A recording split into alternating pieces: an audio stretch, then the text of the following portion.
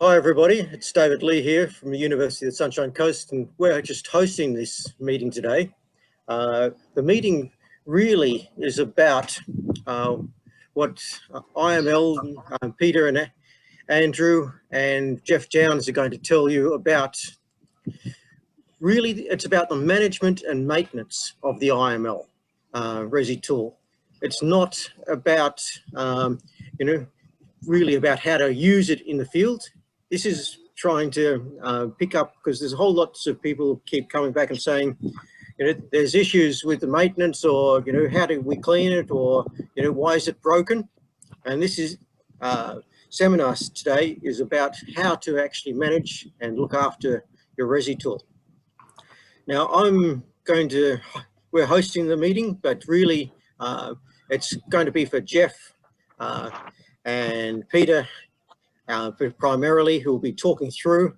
And one of the things with our presentation today, we are recording it, and the record will go online and will go on Jeff Town's Forest Quality website, and if we feel it's necessary, we can probably also put it on a USC website if we think that that's important for people.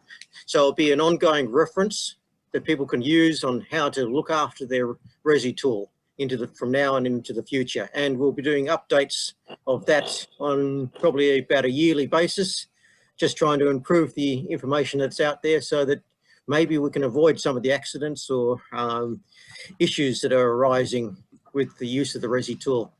There's people from all over the world actually joining us today. We're all over Southeast Asia and Australasia. And it's not just forestry, it's people from a range of different industries and councils and other users of the IML Resi tool. So there's about 43 people who've said that they're going to join us. So far we've got 36. And I think I'll hand over at this point to, a couple of things is, most people have done it already, is make sure that you got your video off unless you're one of the people speaking, please. And for use of communication, primarily we'll try and do it during the chat function. And with the chat function, what we'll do is you can ask questions as we're going through the presentations, put it into the chat function, and I will try and interject. We've got breaks in the presentations or pauses in the presentation, and make sure that they're answered as we're going through. There will also be a time after the end of these talks to also have a discussion about use of the tool and issues that people might be having. So I'll pass it over now to Jeff, and Jeff's going to be sort of running the presentation from his end, hopefully. And if we have an issue, then I can run it from my end, but hopefully that won't occur. So sit back and enjoy, everybody. Thanks very much. Okay, thanks, David. Can everyone hear me? Can you hear me, Dave? Yeah, I can hear you. No, good. No problem at all. So as David said, I'm going to switch my... Okay, so as David said, we really want to just cover the basics of some routine operational use, but mainly focus on maintenance, cleaning issues. So we prepared two video streams today. The first one is one that involves me just going through the basic use of the instrument in the field. And at times I'll pause the video because sometimes the dialogue can get ahead of the video and the streaming. So we'll just try and allow that to catch up. And then the second one will be Peter and Andrew taking us through various maintenance issues and of the actual Resi, and you get a chance to have a look at the inside of the resistograph as well. And hopefully we can answer any questions, and this meeting record I'll upload to our Forest Quality YouTube website when we've got it ready to go. So if I just start this video, you've arrived at your site. One of the first things you want to do is get the Resi out. Now, where possible, we're suggesting that you transport the Resi in the vehicle. If it's just rattling around in the back of the ute over long kilometres of dusty forestry tracks, The vibration can work on the wear and tear of the instrument, work hardening, various components, vibrations, get things coming loose. So we are suggesting that you either transport it in the cab where you can, always transporting it in the case, which has good protection. But if you have to throw it in the back of the ute or something, get some high density foam or something like that where it can sit on, that can absorb a lot of the vibration. Now, what you may have noticed in that last thing, I'll just go back, is that one of the first things we want to do is make sure that when we are transporting it in the case, we always use this locking mechanism. And if the case does get involved in an accident or a heavy weight is through the case, it stops that knob being pushed or distorted or bent. And that's quite important because that's a pretty integral component of the hardware. And so it's just good practice to take that and always make sure it's transported with that. So when we arrive at the field, the first thing we want to do is make sure it turns on and everything's okay. The battery should be fully charged in your pre-field checks. And here again, each year, approximately each year, you will come up with this notification, the service is due. Those annual services are really important for the update of firmware, for the cleaning and maintenance and checking, and also the electrical componentry that IML can do just to make sure everything is really working well and properly. It's a calibrating process as well. So if you go to the menu, and so the first thing I do is check the needle. So we're navigating and we just wind the needle out to its fullest extent, just checking that it's all clean, it's nice and sharp, and we'll be talking about needle sharpness issues later. And so we are just checking. Now, if you put it away properly, that needle will be checked nice and clean, but we're just doing a pre-flight check that the needle is all clean, everything's working, there's no undue noise or coming from the instrument as the Resi motor is producing it. One of the things I always do is at the start of the day and at the end of the day, I check the needle diameter. So because we're working in forestry and our applications are quantitative, we actually want to get quantitative measures of the stiffness. That needle diameter wants to be within certain ranges. So I always make a note at the start of each day what the Resi diameter is. And here again, I'm just checking, making sure the nose cap is clean, everything's ready to start. We've gone through that process and now we're heading off to take the first trace of the day out in the field. So as we approach a tree, what we're doing is we're entering in an ID code. So that ID number is something that you would use to identify that trace or that tree, however you want to structure. And we're checking the sampling conditions, that the feed speed is at what we want.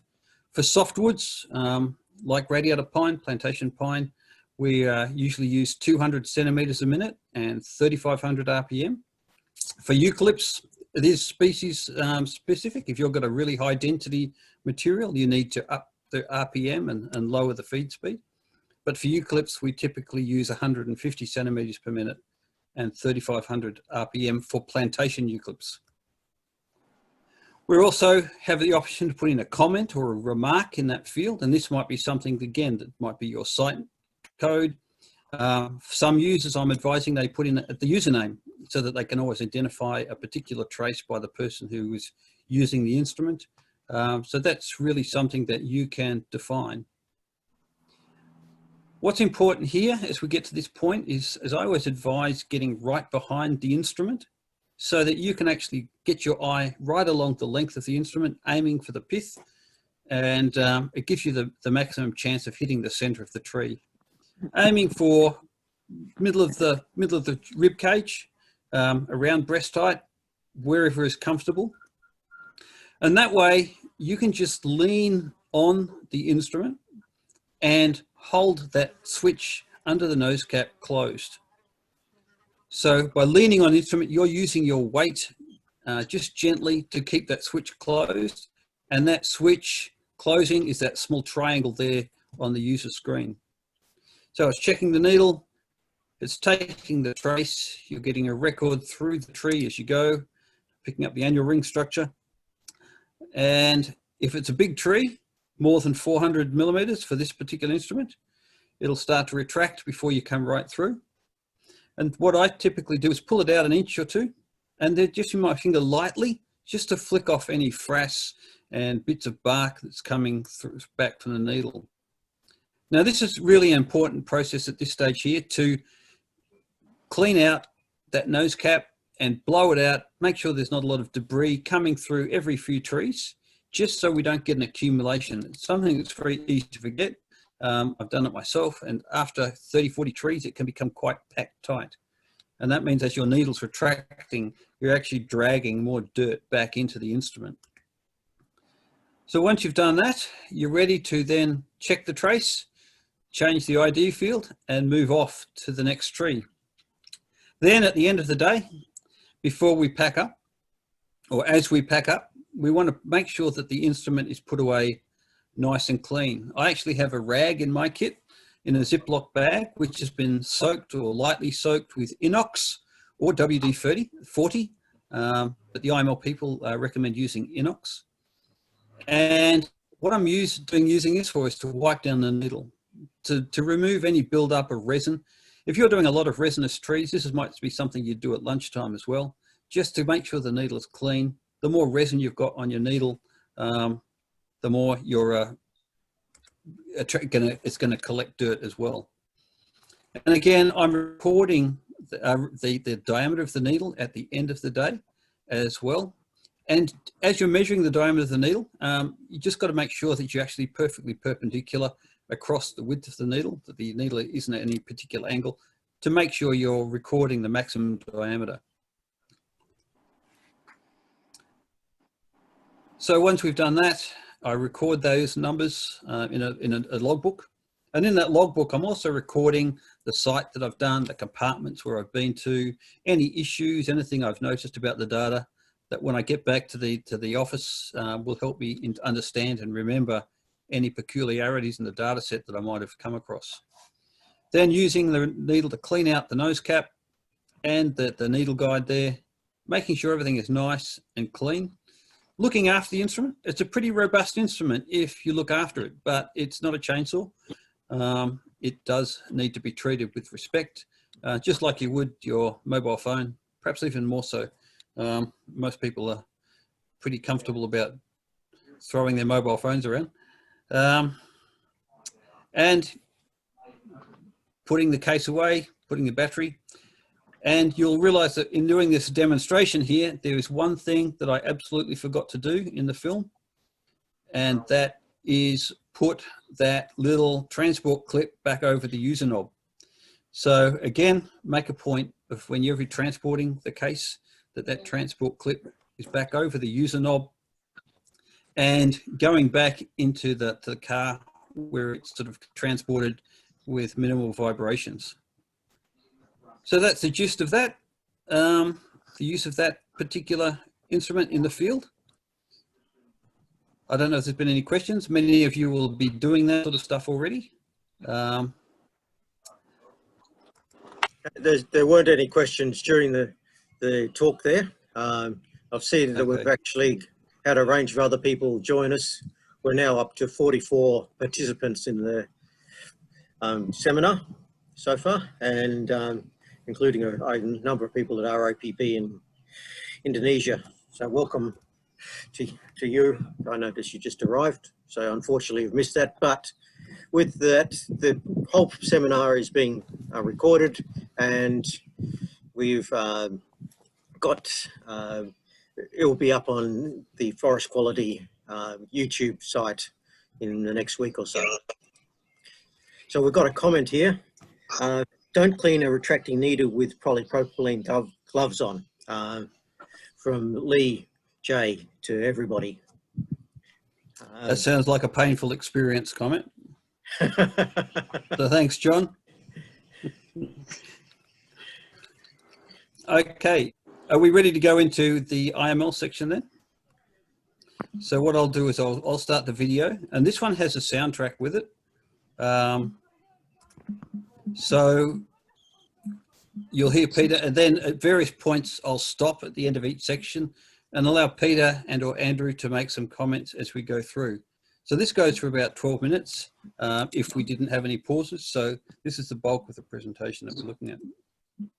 And remember to keep posting questions if you got into the chat.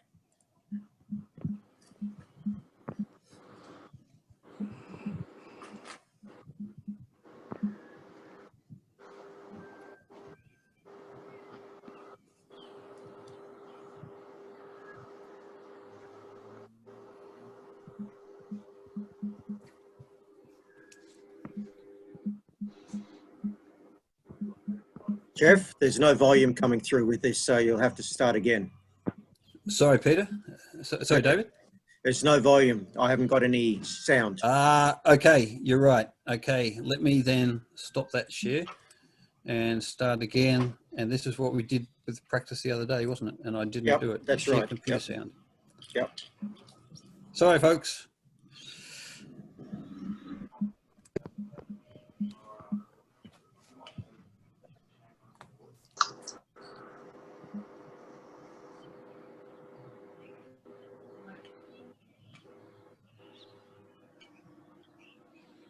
Okay, this is the internal of a Resi PD400, and this is here the feed motor, which often gets dislodged and through to breakage and bangs and whatever. So this is what it looks like inside. It's quite intricate, and it shows that you shouldn't really take it apart.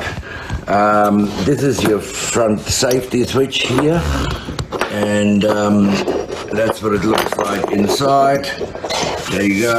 And then here, this is a telescope, and that's how it sits. And then it sits in those guides. So basically, that's the internal of a Resi. So these are just some of the internal components of the Resi as still shots, just to let you know that it is a fairly intricate piece of equipment. And Andrew's put in another reason to clean resin buildup is to reduce torque motor load, which will offset the chart readings when you're running the Resi as a comment into the comment field.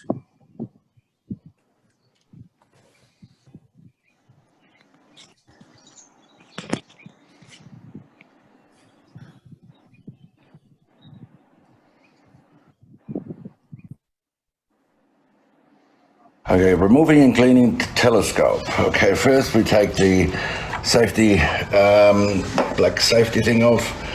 Then we got to turn it on. Then we have to remove the needle. We go first into the menu for removing the telescope. So the needle's coming out. I've actually skipped that. So we got to take the needle out.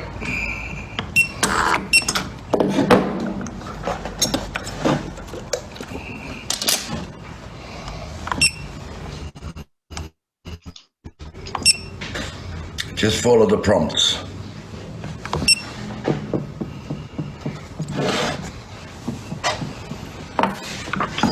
Take the front adapter off. Very good. Unscrew the front brass adapter. I should have loosened it.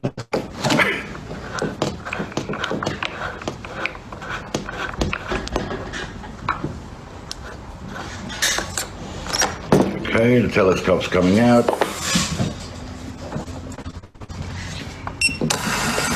Follow the prompts.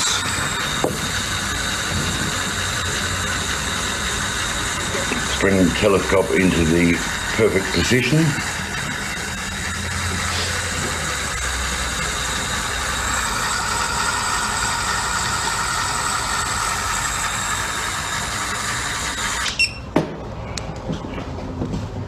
Okay, now we grab the telescope, pull it out.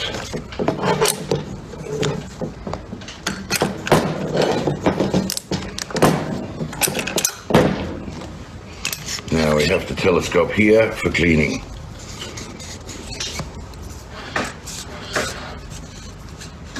So we take the front adapter off.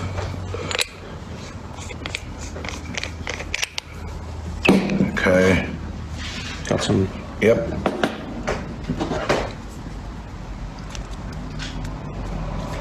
Clean it.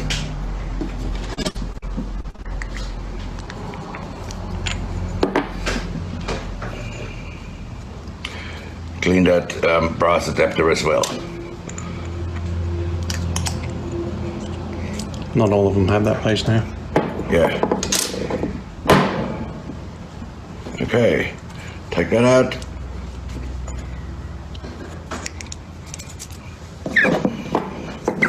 Now we clean the telescope, putting it into a solution with very light alcohol, and just clean it like that, up and down.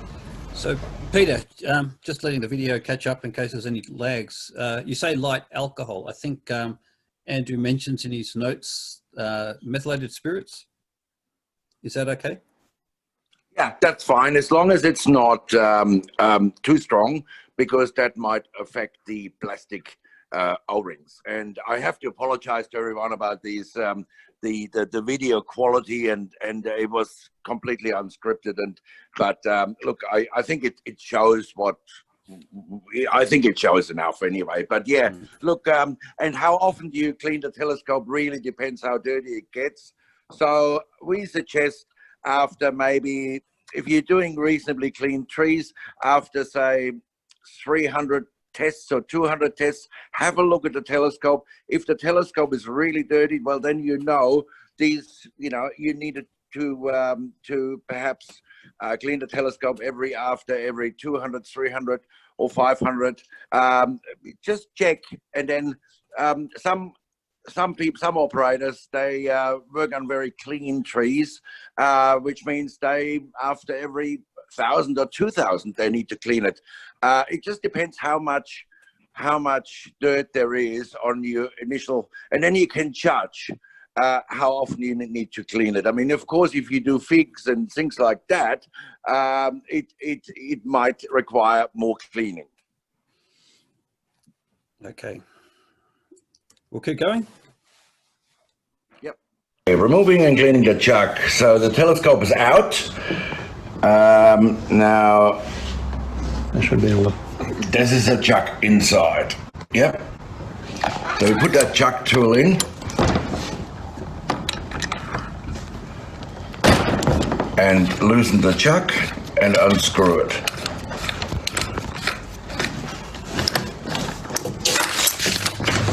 There's your chuck. Okay, so we cleaned the chuck, have a look, spin's okay, it's fine. Usually there's not a problem.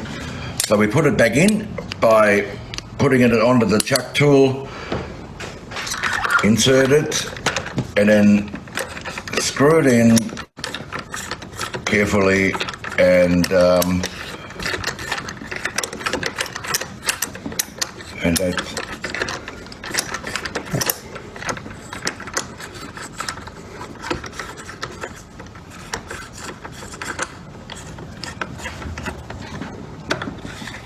Can be a bit tricky, you just have to persevere. Okay, hand tight again, no pliers. Okay, we take the black chuck tool out, and then we put the telescope back in, and everything should be fine. Just on that, Peter, you made the point, I think, that everything should be hand tight. We don't want to over tighten anything with pliers or spanners or multi-grips at all. Correct. That's very important. Sometimes we get some machines that very clearly show that things have been tightened by means of pliers, and it's A, not necessary, and B, it can cause problems, and also it's very hard to pull apart when you need it. And some of those threads are nylon, so if you tie them to it, they can strip. And correct, that's, you've got to be very careful with your threads, and insert the threads, and make sure it's like any sort of thread, you do it by hand very carefully so you don't strip the thread. thread. And perhaps even giving it a brush with an old toothbrush, just if you've got any bitty debris. Or You can do that. You can do that. Yeah. If it depends. If it's dirty, you know, it really you clean whatever is dirty. You know, if you find certain parts are not as dirty as you expected, well, that means later down the track, if you continue doing the same kind of work, you need to clean it less. It really depends on how often and what species and so forth. And also it depends very much how clean you keep your front adapter.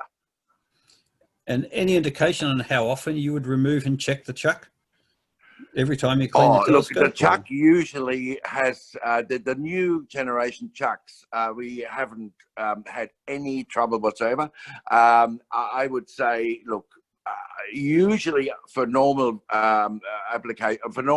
operations, we do that at the service once a year. That's usually enough. Now, when you do your first check after 300, 400, 500 tests, have a look at the chuck by all means and see if it's extremely dirty or if it's dirty at all. And if it is, well then clean it more often, but usually the chuck is fine. The important thing with the chuck is that it spins freely, and you know, the issues with the chuck is relatively small. And just making note, Peter, for many of our forestry users, 500 trees or traces is a day's work. Is about what you'd be expecting to collect in one day. So. Yeah, I mean that's the thing. It's you know, you guys you test usually the same sort of species in one day, the same, you know, and it's relatively clean. I'm talking mainly from the arbor point of view, where they're doing, you know, in the morning they do a couple of fig trees, in the afternoon they're doing some trees with termites in it and whatever else, and of course that you know has more dirt. And that's one of the limitations, the dirt. You know, if you get dirt inside, that will not only alter your outcome, your trace, it also eventually can clog up and seize in very, you know, in the extreme situations. Yeah. Okay. Thanks, Peter. David, keep going. Just before you go on, David Bob has a question. Do you add any lubricant to the telescope? And I know that when we were talking about this last week, you talked about how people had over lubricated. So perhaps you could talk about that, Peter. Yeah. Well, we find, first of all, the telescope is made out of brass, which doesn't need lubrication. We find people, you know, they're too kind. They put too much lubrication on the whole thing, or inside, outside, everywhere. And all this does is collect extra dirt, which then clogs on. So we suggest to, when you clean your telescope, after it's cleaned, wipe it with a, you know, with a slightly oiled rag, but don't over lubricate the, in fact, anything, don't over lubricate it. Okay. We'll keep going. Yep. The telescope is clean and we're putting it in, and we stand it up vertically and then put the telescope in nice and straight so it catches on the chuck, and then we give it a good jot. The machine will fight it, but that's okay. And then we can use the little finger and just see if it's seated properly. Like, it should hold. Just wanted to make a point there, as we discussed before, Peter, is that when you do that test, don't have it more than an inch or a centimetre off the ground. So that if it doesn't hold and you haven't quite got it in right, it doesn't go thump on the ground from about 6 or 12 inches off the ground. Is that fair? That's right, and that's right. And also, I like to mention that a 400 and a 3 and 400 has only 2 seating O-rings, where a 500 has 3. So a 500 is a little bit trickier to seat the telescope. You got to watch it a bit more. However, the one big jolt is very important, and it's got to be a real crack jolt where you can actually just feel it going in, and it, you know, in any case, just check it with your little finger, lift it up, and if it's seated properly, if it's not seated properly, it will let go. So that's a really good test. But that's very important. We get a lot of machines where the telescope just been checked, been taken out, and there it's not seated. It only goes 20 centimeters or whatever, and it rattles as well. And people say, well, it's only going 20 centimeters, because what happens is when the telescope is not where it's not seated on which O-ring, that determines how far the telescope will go out. If it's not seated at all, it won't go out at all. Thanks, Peter. We'll keep going. Okay. Now we screw on the brass front adapter.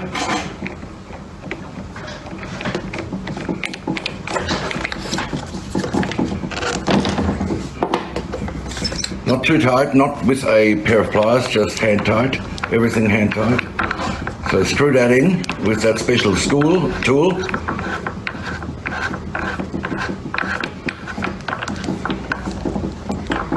Okay, now we go to the menu and follow the prompts. That puts the telescope into position.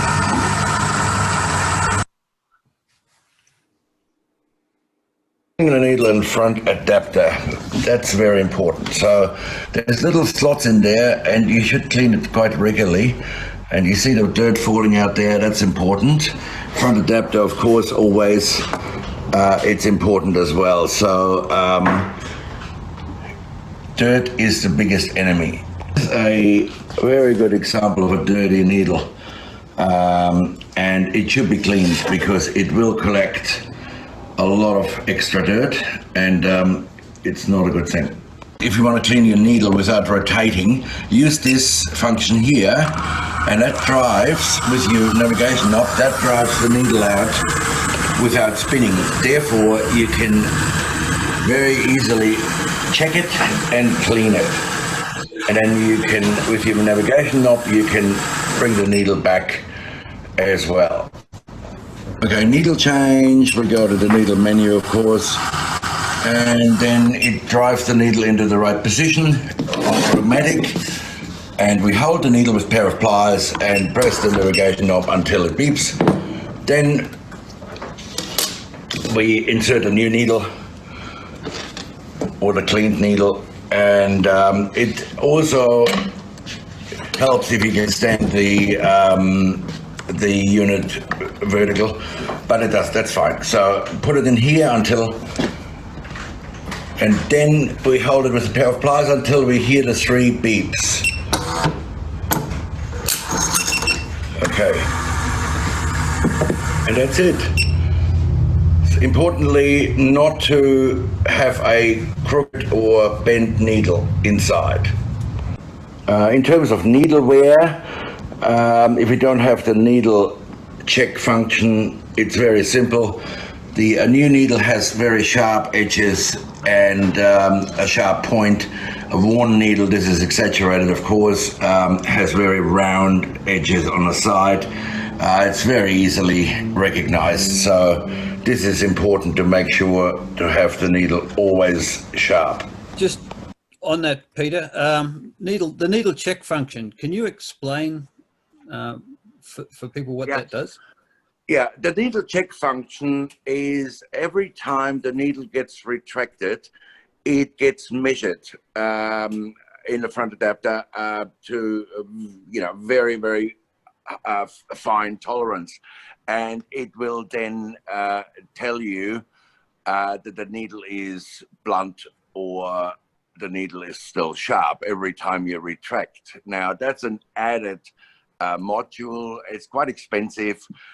Look, yeah, some people like it, some people don't think it's necessary. You know, it is. I guess it's not that necessary. If you for normal use, we can also do that needle check to your tolerance. So, for instance, forestry likes a tolerance of, you know, whatever it might be, and we can adjust that adapter. We can give you a new front adapter that has those tolerances. So, you know, you can be very accurate with it. But again, if there is dirt in it, and it's even more sensitive to dirt, when there's dirt in it, then it often doesn't work properly because it gets clogged up, obviously, because if it measures so finely and so accurately, and there's a little tiny bit of dirt in there, it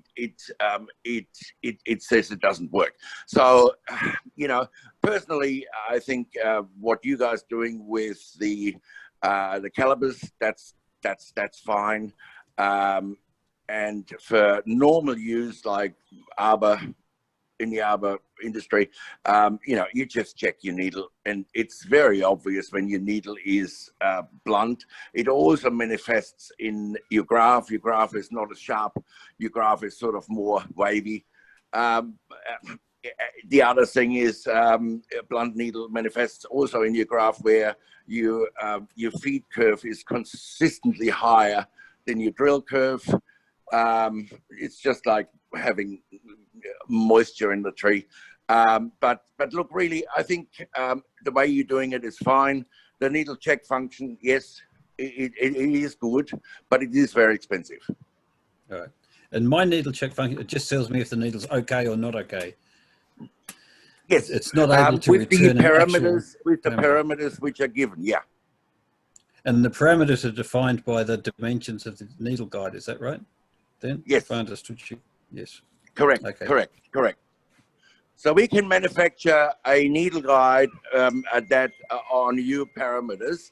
For instance, if you want a tolerance of, you know, whatever, we can then give you a front adapter that has got those tolerances. So then it will tell you that the needle is blunt much earlier than the standard, the stock standard one. Yeah. Thanks, Ben. Okay, we'll keep going with some examples of misuse. Yeah,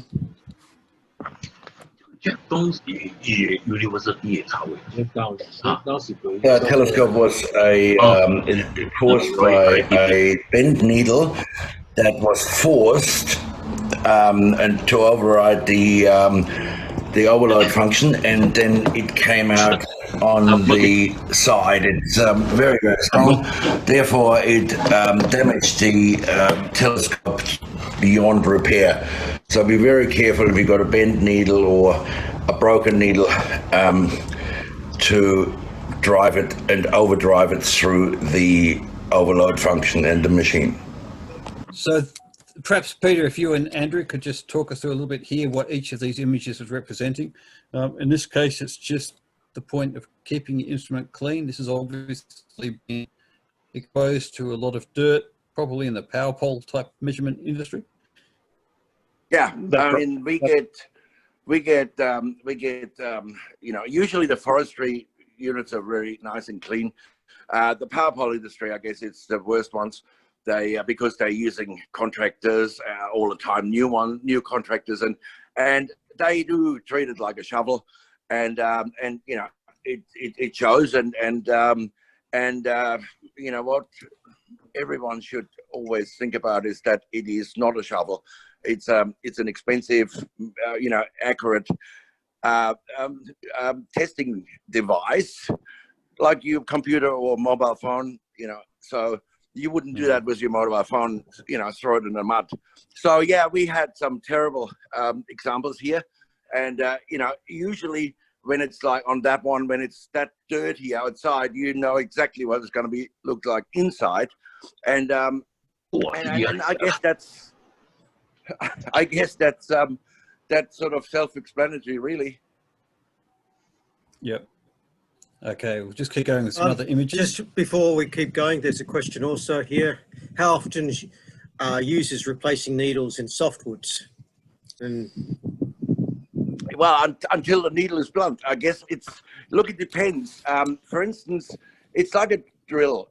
If you drill into foreign materials like sand or termite's nest or, you know, a bit of concrete or something in the tree or whatever, or stones in the root crown, yeah, your needle can get blunt much quicker, easier, and therefore it is a relative thing that you just need to check your needle regularly. so perhaps, Jeff, you could say something also about your experience with working in it. We have tried to be fairly conservative. So when we're working in plantation trees, and Peter and I have discussed this before, we have as a rule of thumb, after 1,000 trees, 1,000 traces, replacing the needle. On my experience, I think this is somewhat conservative. When I look at the needle after 1,000 traces in a radiated pine, for example, I find it hard to see anything like the indication of where that Peter's graphs before, illustrations before showed. But it's something we probably need to quantify a little bit more. Yeah, I mean, it is very relative. Look, for instance, we have a customer who does mainly poplars, and he gets an incredible needle life. So where someone who drills, particularly like scar trees or things like that, which have got a lot of sand or foreign objects or whatever in there, soil, well, they go a lot quicker through a needle. So it's very relative. David Pilbeam has put up, we are doing about 1,000 trees between changes and they still seem sharp enough at the end, is his comment. Yeah. Yeah, and that's right. I mean, it also depends on operators, and we can't really explain that, but an experienced operator gets a lot more tests out of a lot longer needle life than an inexperienced operator, whether they hold it differently, whether they, I don't know, but it's got a lot to do with experience as well, which can't be explained why, but yeah, that's what we found. It really is a relative thing, and just with your species, you know, after a few thousand traces that this particular species like radiata or something, the needle will last 2,000 or 3,000, and with other species it will not. So the forestry, I guess, works in a lot cleaner trees than the power poles and the bridge people and in the arbor industry. So it's a bit more, it's much easier for you guys. But yeah, how to quantify it? Well, you just have to, I guess what you're doing, Jeff, is checking the needle in the morning and in the afternoon. That's probably as good as it gets. Yeah. Toby Elka Jones has asked any threshold measurements on the needle, and I think that probably, Jeff, you might, since it's a forestry type question, it might be better directing this one to you. Okay, so when we order our needles, we order what's called low tolerance needles, or needles that are pretty well close to 3.1 microns, millimeters, 3.1. Talking with the IML, with Peter, they actually screen them by hand to get them within a certain range of about plus or minus 10 microns. We're negotiating about whether we can get that a little bit finer. But I think if we're working within that range of 3.15 to 3.05 as a routine, I think we will find the effects on density minimal. But some recent work by Forest Corp New South Wales has suggested that wide variations in needle diameter can affect your basic density measurements, and it's something we plan to do a little bit more systematic study on if we get this next project up and running.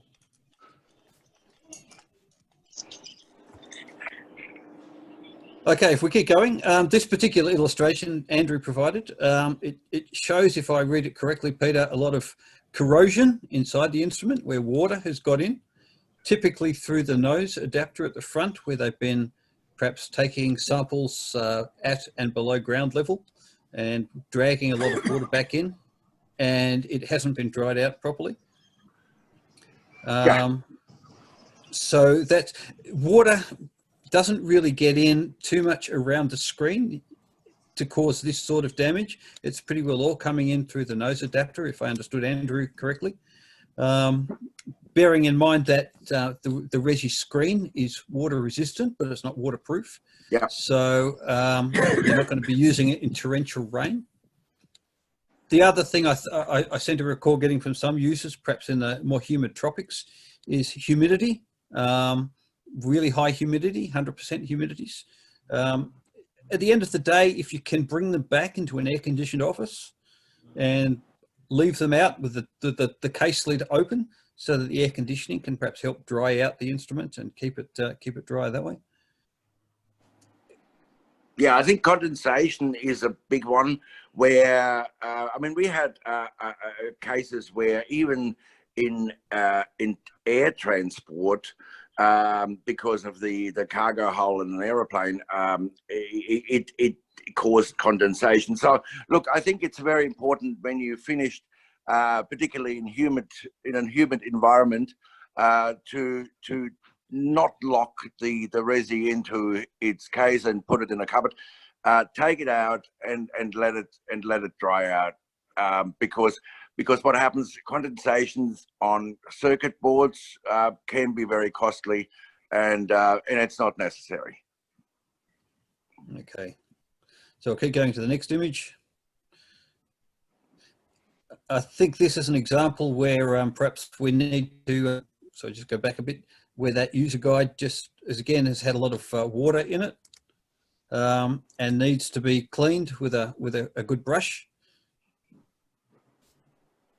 Yeah, Yep. it's from the power poles where they do a lot of on ground level, a lot of 45-degree tests, and sometimes they dig a little hole and it fills with water, and they just put the machine into the water.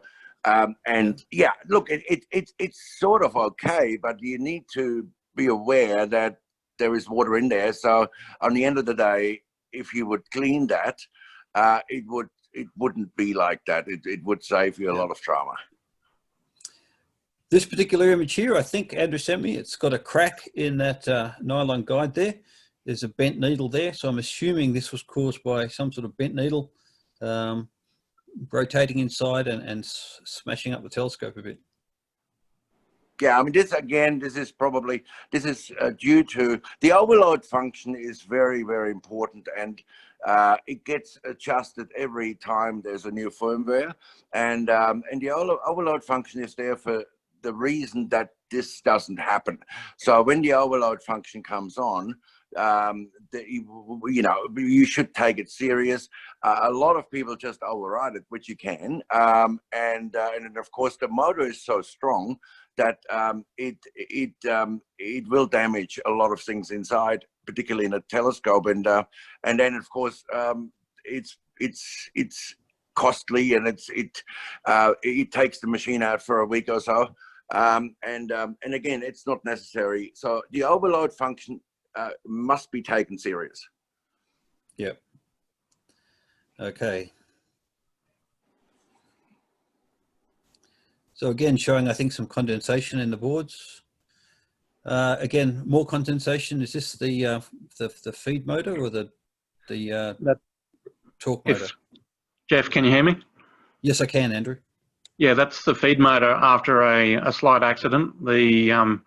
This is from the power pole people, and he managed to walk 2 meters from the vehicle and then drop the Resi into a hole. Okay. This is where having proper strap or carrying harness, if you are going to be hiking a little distance, is secure your Resi before you go on a hike. So this mount down here looks like it's cracked as well? Not necessarily. That's a spot welded mount. So sometimes that may be just part of the manufacturing, but the front silver block there is the gearbox. The middle black block is the motor itself, and they're normally locked together. So you can see the slight angle on that. Yes. Yes. Don't drop it. About dropping and things like that, I know that from a workplace health and safety, we've had some issues in Queensland, and now the Resi tools up here, people actually using a harness system to try and avoid repetitive strain injuries. And so that's one thing that's going on. There's also a question from David Bobby to everybody. What do you recommend if a drill gets stuck in a tree? Cut it off. Well, it shouldn't. I don't know. I mean, if the only reason a drill could get stuck in a tree is if you run out of battery and don't have a spare one in your pocket, you know, normally it shouldn't. If you unless the chuck lets go, then you just leave it in. Well, cut it off. But usually, once you reverse, it should just bring it in.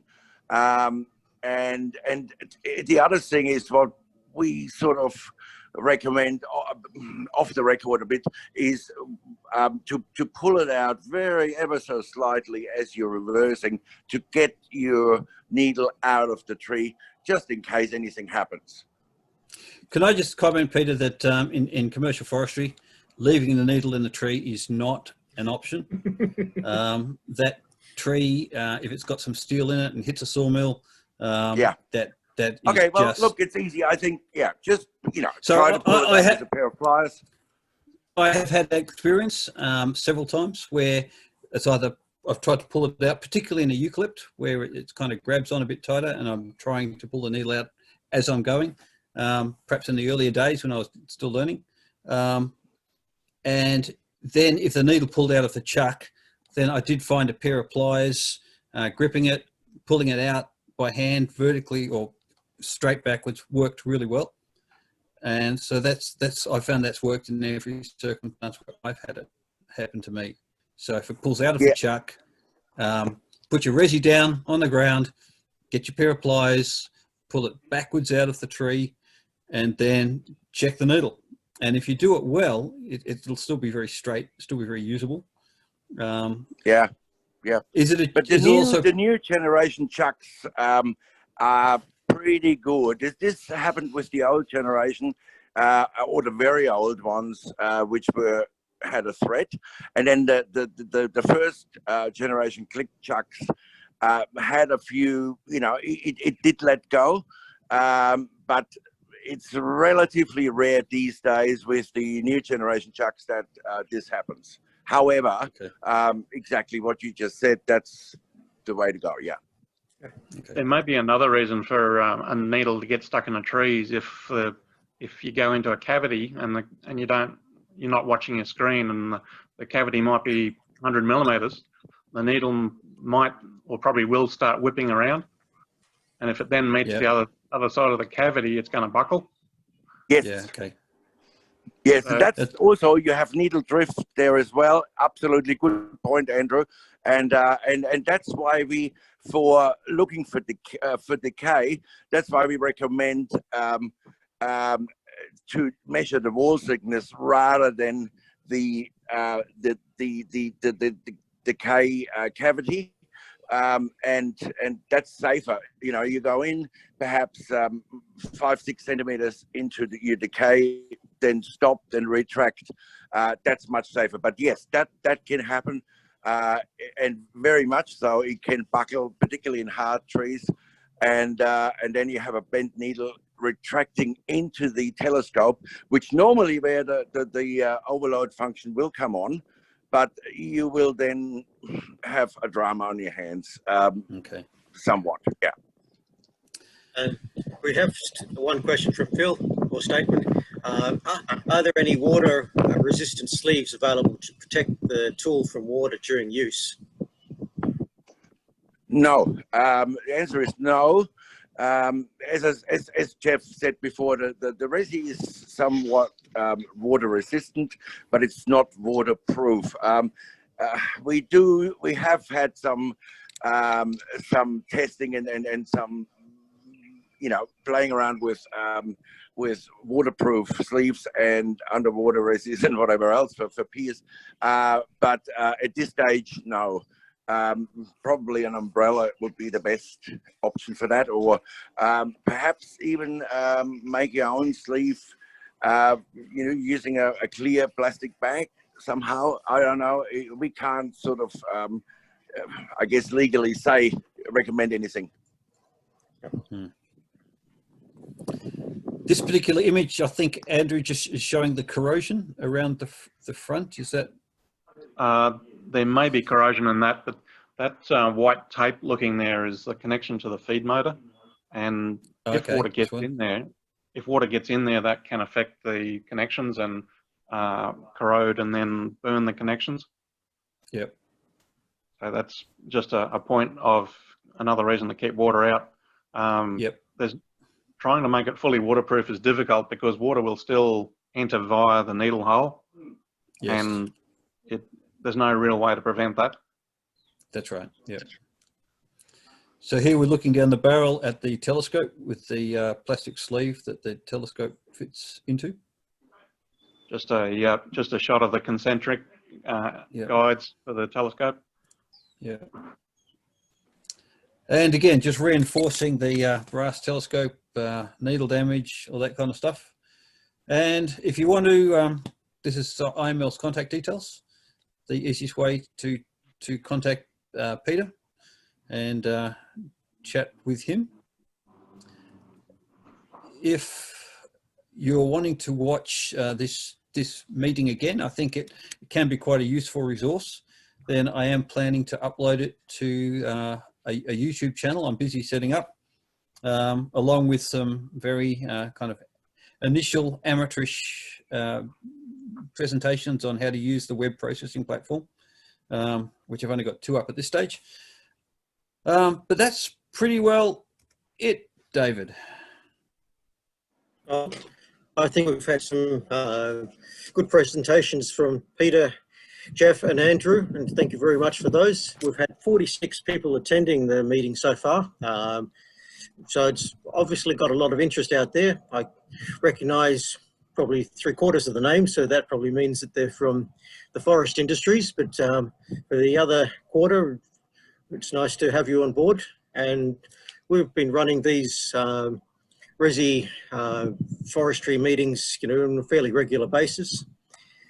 What we're doing is we're going to open up now and see if there's any questions that people have that they want to ask, you know, and they can do that by either the chat function or via, you know, just actually speaking now. So I'll put my thing on mute and see if there's any questions.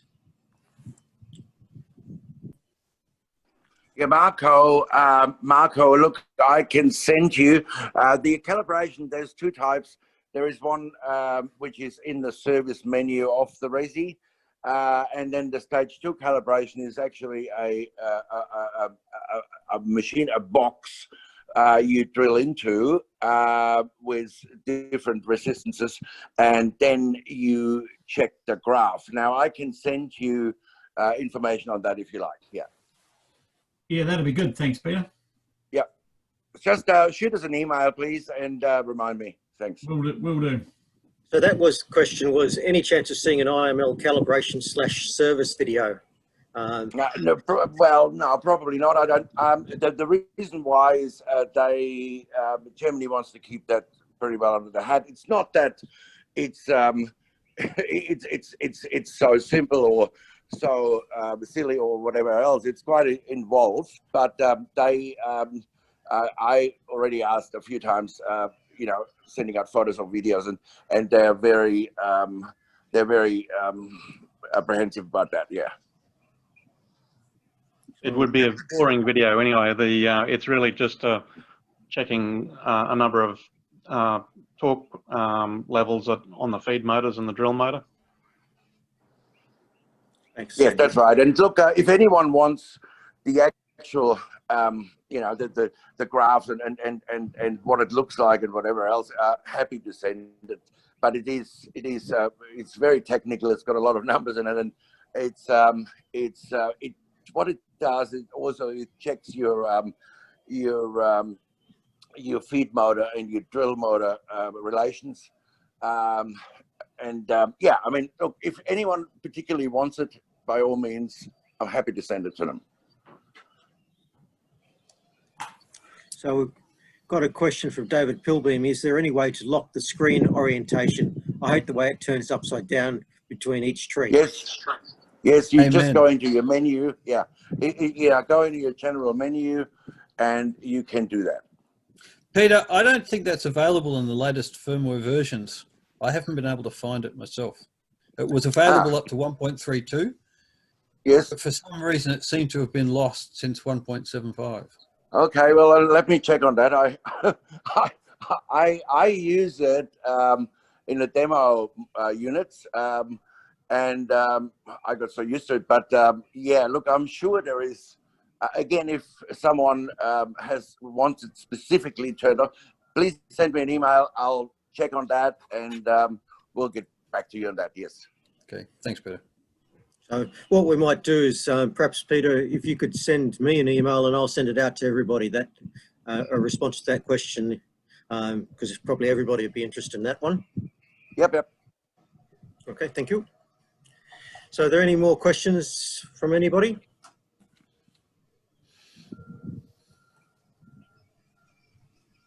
You can just speak up or you can put it into the chat.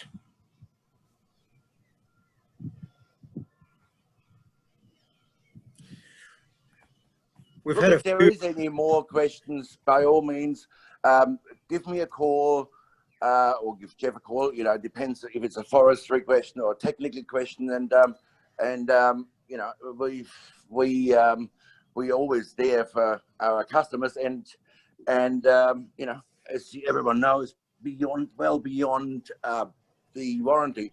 So it's not a problem. Give us a call.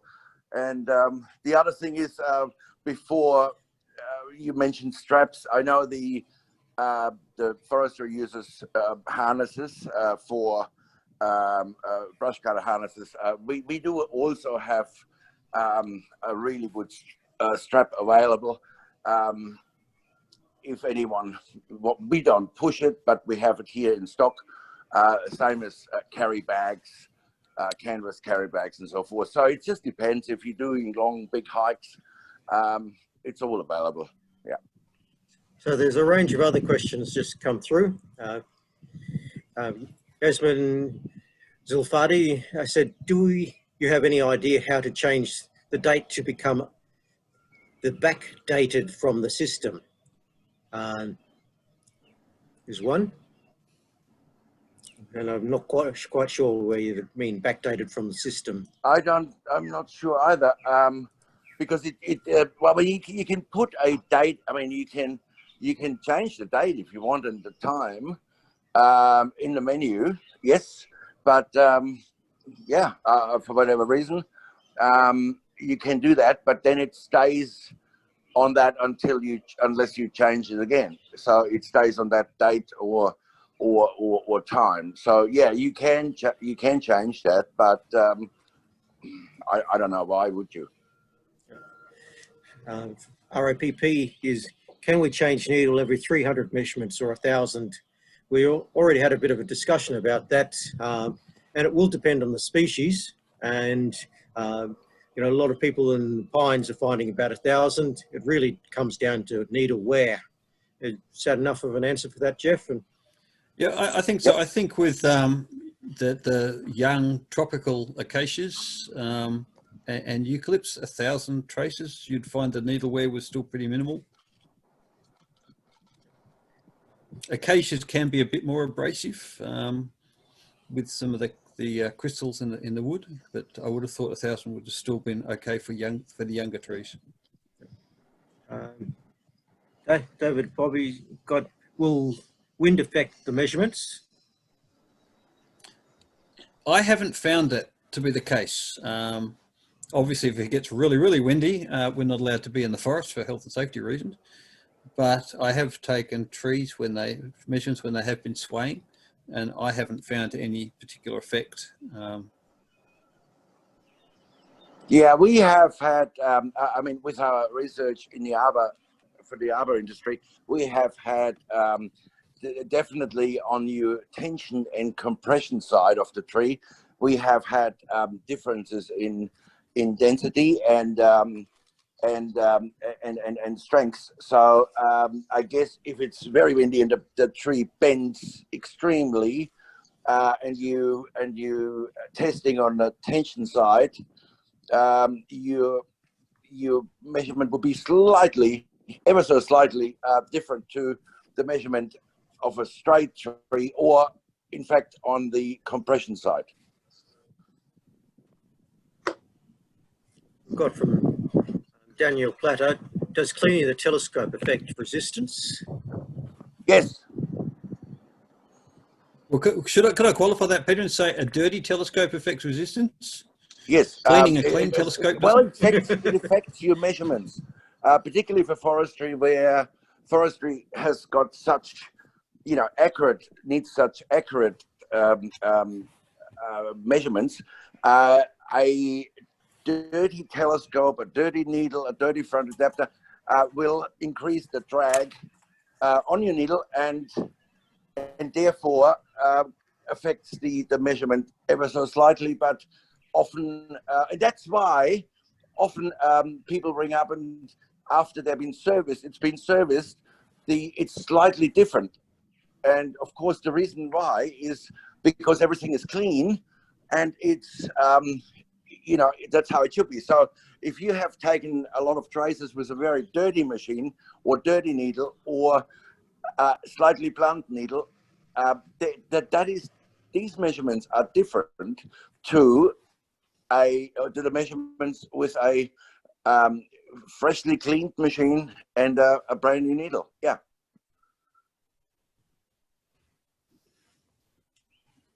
We've got from the team at RAPP, can we ask Resi yearly calibration can we ask IML about the Resi yearly calibration?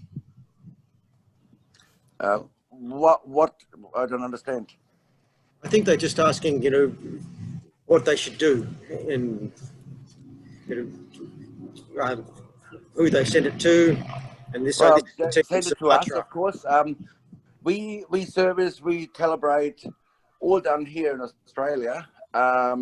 And as I said, we're not an agent. We're actually part of IML. So we do that here, of course. And usually turnaround is usually around about a week. It just depends. But usually you can, within a week, the turnaround for a service and calibration if there's nothing wrong with it. But yeah, that's and really once a year calibration is enough. What we found is that very, very few units are out of calibration when we recheck it, because we keep all the records, and it's pretty good. Mm.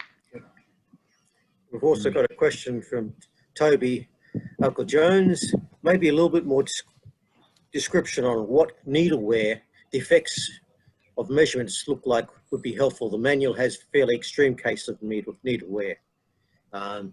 So I guess he's talking about, slightly blunt compared to very blunt, and what might that impact on what you're getting from, density and MOE variations. And I guess that's probably to you, Jeff.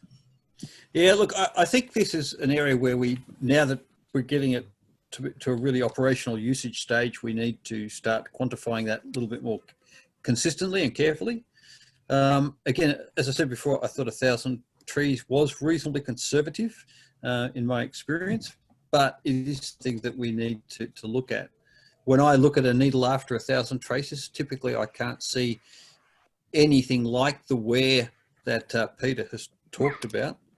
The other way to try and monitor it yourself is if you look at all the traces that have been taken from your on one particular needle, and plot the average resistance or the average density of a particular part of the measurement over time, as a function of time, it should be a straight line on average, assuming random variations between trees. But if you're finding it's consistently sloping down towards the end of the needle life, that might tell you that perhaps you need to shorten it, shorten the number of traces you take. But if we get this FWPA project up and running in the next few months, that will be one of the particular focuses of what we look at. Jeff, have you ever done a first and last test tree, like the first tree of the day, and then 1,000 trees later go back to the same tree and do a test as close as possible to the first test? Yes, I have, and again, I haven't found any differences on the few times that I've done that. Right. We've also done it over a 12-month period, and we found the same. It was very consistent. Yeah, that's good. We've got from RAPP again, why feed controller and Resi can be a problem. So I think they're asking, is the feed controller and the Resi a problem? Who's properly? Only if it gets wet or overloads have been exceeded.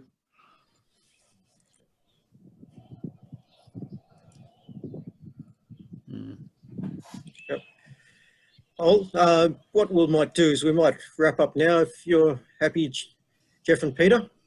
And people can still send, if you've got further questions, they can either send it to Jeff or to myself or to Peter, and we'll try and feed them around to everybody. And that way we can share information and keep, this communication about the use and maintenance and, value adding to the Resi tool to make it so that it's a useful tool for everybody. So thank you all for attending, and I'd really thank the presenters today. It's been great. I learned a lot, and I went through the presentation last week, so I've learnt more this week. So it's been really good, and I'm sure that everybody else. So thank you all for joining today, and we look forward to seeing you all again. Thanks, David. Thanks for organising. Thanks. Thank you.